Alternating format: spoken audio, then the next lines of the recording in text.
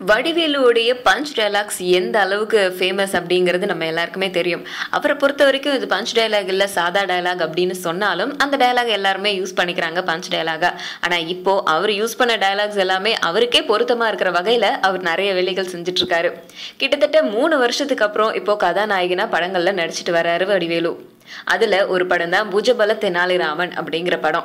அந்த படத்துடைய ஷூட்டிங்க ரொம்ப பக்காவான பாதுகாப்போட இவர் நடத்திட்டு வராராம்.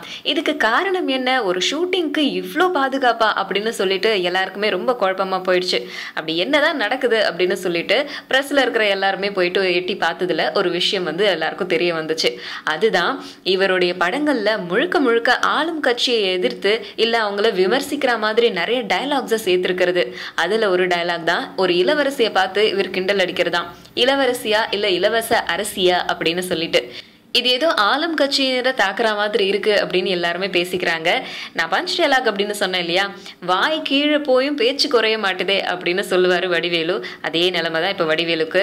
ஆளும் கட்சியினருடைய விமர்சனங்களை இவர் விமர்சிச்சு தேவையில்லாம இவர் திரும்பவும் பிரச்சனைக்குள்ளார மாட்டிக்க போறாரா அப்படிங்கிறது தான் சுத்து வட்டாரத்துல இருக்க எல்லாருமே பேசிக்கிற பேச்சு. ஏன்னா இளைய தளபதி விஜயே நிறைய ப்ராப்ளம் சந்திச்சாரு படம் திரையிடுறதுக்கு முன்னாடி. இவருடைய படங்கள் திரைக்கு வருமா இல்லையா அப்படிங்கிறது இப்போ ஒரு டவுட்டான விஷயமா இருக்கு.